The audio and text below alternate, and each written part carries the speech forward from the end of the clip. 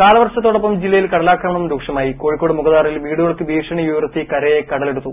കാലവർഷത്തിന് മുമ്പ് തന്നെ പൂർത്തിയാക്കുമെന്ന് ഉറപ്പുലഭിച്ച സംരക്ഷണ ഭിത്തിയുടെ നിർമ്മാണം എങ്ങും എത്തിയിട്ടില്ല.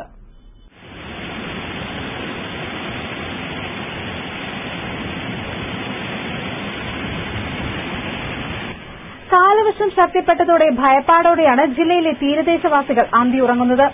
ഏതു സമയവും കടൽ കരയിലേക്ക് ഇരച്ചു കയറുമെന്ന ആശങ്കയിലാണ് ഇവർ.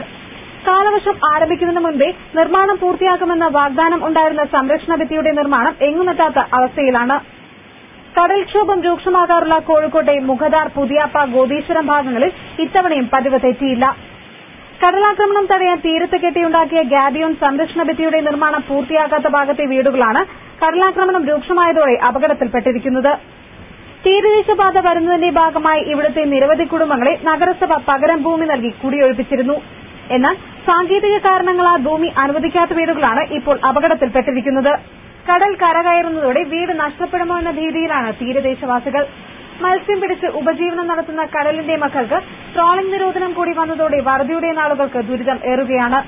മരപ്പലകയടിച്ച ഒറ്റമുറി വീടുകളിൽ 5ഉം 6ഉം അംഗങ്ങളാണ് കഴിയുന്നത്. മിക്ക വർഷങ്ങളിലും കടലാക്രമണത്തിൽ വീടുകൾ ഭാഗികമായി തകരുക പതിവാണ്. ഇതിനായി നഗരസഭയുടെ ഭാഗത്തുനിന്നും ലഭിക്കുന്ന തുച്ഛമായ നഷ്ടപരിഹാര തുക ഒന്നിനും തികയുന്നില്ലെന്നും ഇവിടെയുള്ളവർ പറയുന്നു. ഓരോ കാലവർഷവും തീരദേശവാസികൾ ദുരിതത്തിൽ തള്ളി നീക്കുമ്പോൾ അധികൃതർ നൽകുന്ന വാഗ്ദാനങ്ങൾ ഇവിടെ പാഴ്വാക്കാവുകയാണ്.